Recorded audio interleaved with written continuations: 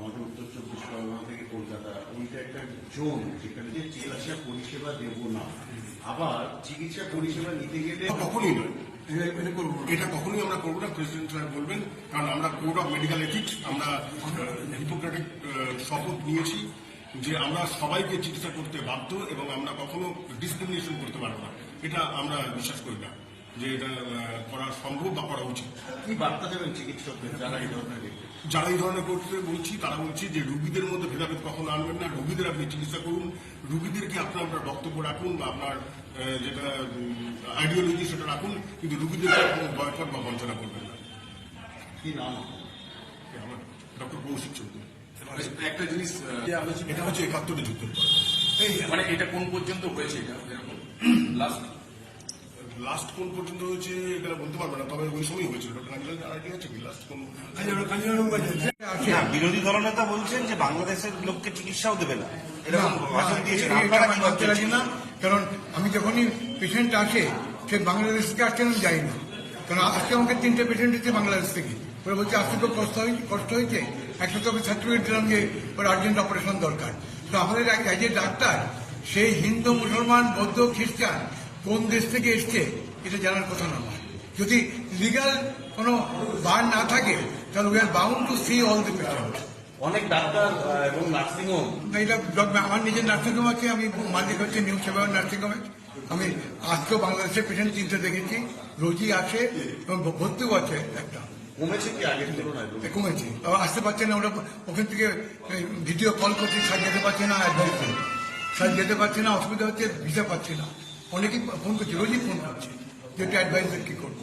সুতরাং আমাদের ডাক্তার হিসেবে কিন্তু এটা বলা কিন্তু উচিত না যে বাংলাদেশে কে পতাকা পায়ে করলো, সেটা দুষ্কৃত তো এখানেও আছে, দুষ্কৃতি ওখানে আছে, দুষ্কৃতি এখানেও আছে। তাই কে কি করলো তাই জন্য আমি সবাইকে ব্লেম করবো ইস্যুটুবি না। আমরা ডাক্তার মানে মানবিকতার প্রতীক, আমাদের এই মনোভাব কখনো থাকা উচিত না। আর পলিটিক্যাল বায়াস হওয়া মোটেই উচিত না। অনেকেই ভয় পাচ্ছেন আপনারা পাবেন না কেন? এবং সত্যি কথা বলতে গিয়ে কাগজে দেখেছেন অনেক হসপিটাল কিন্তু খালি যাচ্ছে due to lack of Bangladesh patient.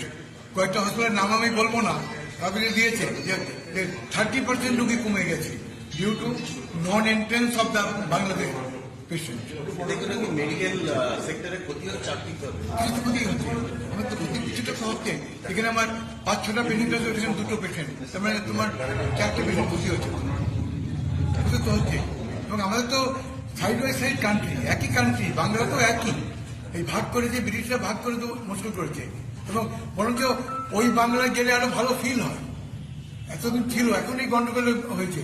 আমি তো গত 2 বছরে 2বার গেছি, 2 বছর আগে 2বার বাংলাদেশ গেছি এবং ওখানে আমি একদিনে 120টা পেশেন্ট দেখেছি, সকাল থেকে বিকেল পর্যন্ত। মাগুরা, যশোর জেলা, ওখানে আমার বাবা ঠাকুরদার ছেলে, ওখানে দেখেছি বিনা পয়সায়। এবং ওরা রাত 12টার সময় আমাকে গেস্ট হাউসে পৌঁছে দিত, কোনোদিন ইনসিকিউর ফিল করিনি। ওদের কোনো কথাবার্তায় কাজে ইনসিকিউর বলি, এই সাময়িক গন্ডগোলে দেখতে পাচ্ছি যে ওরা বিভ্রান্ত হয়ে গেছে কিছু লোকের উস্কানিতে, কিছু মৌলবাদ, কিছু পার্টি আর আমাদের কিছু লিডারের ফলে এটা হয়েছে। কিন্তু ওরা কিন্তু বেসিক্যালি লোক খারাপ। অশান্ত অবস্থায় বাংলাদেশ থেকে আসার চিকিৎসা নিশ্চয়ই 100% হেল্প করতে হবে। এতে পলাশে অনেক পেশেন্ট থাকে, আমার জানাশোনা অনেকে, আমি পলাশকে বলে দিই, ভাই ওই ভোটার কার্ড নেই, তুই ভর্তি করে আমার কাজে লাল লেখে না, নিয়ে নেয়, রাখালবাবু নিয়ে নেয়। এগুলো করতেই হবে। আমার তো বন তো ওখানে, আমরা মেজরিটি তো আমাদের ঠাকুরদাটা ওখানেই ছিলেন, আমরা তো এদিকে চলে এসেছি। ঠিক আছে।